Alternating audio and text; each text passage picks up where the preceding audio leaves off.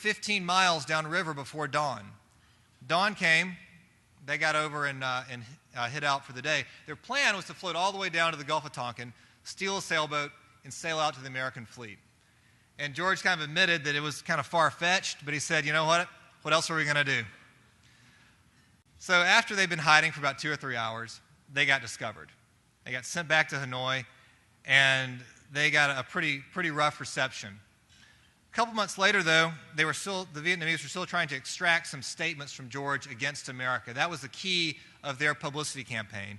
And George refused to make statements against his country, and so the North Vietnamese put him on a concrete wall for 2 months, for 12 hours a day, and he had to stand there with his hands over his head. Think about doing that for 10 minutes. Think about doing it for an hour. He had to do it for 12 hours a day. And if his hands fell, they beat him. To survive this, he would try and take his mind somewhere else. He'd try to go back to America, remember some literature from college, work some calculus equations, whatever it was, take himself away from his situation. But as those weeks wore on, it got harder and harder for him to do that. So by the end of this thing, he could only take himself away for a couple of minutes or a couple of seconds. And by the very end, the last thing he could hold on to was the first line of the Scout Oath. On my honor, I will do my best. I will not say what they want me to say. And he kept repeating that. And so he said, no one ever thinks that you're ever going to say you owe scouting your life. But for me, that's what happened in Hanoi. And when he told me that, I think for the first time I realized how deeply some people take the values of scouting. Those words that young people say in scout meetings all across America and all across the greater Cleveland Council, those words mean something. They become part of the fabric of those who go through scouting. And you never know what kind of situation you might be in, where you have to rely on those values and go back to that core. But George Coker had that core. And every year there are 50,000 new Eagle Scouts that are made across the country that have that same core and are going to go out in life and make a difference.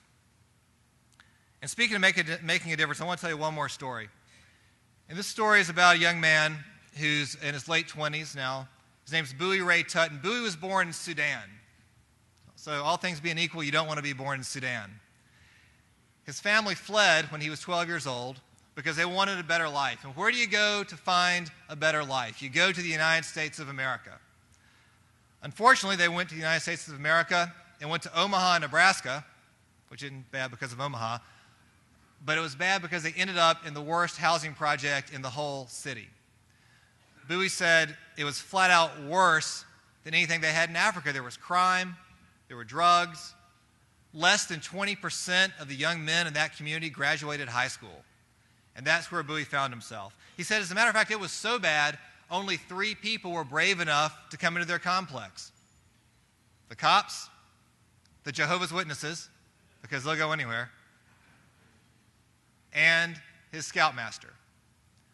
One ophthalmologist in Omaha thought that maybe the scouting program might offer a way out of that situation for the young people in that housing project.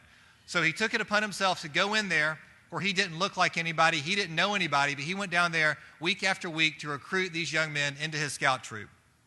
So eventually he wore Bowie down.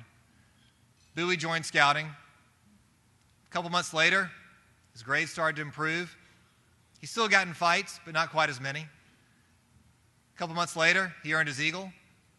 He graduated high school, went on to the University of Nebraska, was student body vice president, worked on Capitol Hill, and now he started an organization called Aqua Africa. And Aqua Africa drills wells for drinking water back in his home country of Sudan.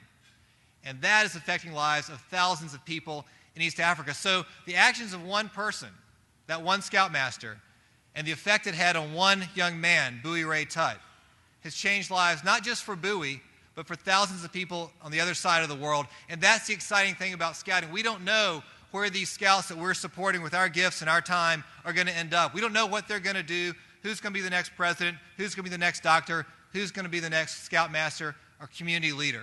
But we know that one of those young people in scouting in Cleveland today will be one of those people. And so having traveled all around the country, all around this world, I can tell you without a doubt, and honest as I can, there is not a more important program than scouting when it comes to shaping lives and making our next generation even more successful than our first. And so it's been a privilege to see Scouting all around the country and see what a difference individuals can make. So I encourage you in whatever way you can to support this great movement here in this great city. With your time, with your treasure, with your talents, whatever it is, because Scouting makes a difference that's lasting and significant. Thank you very much.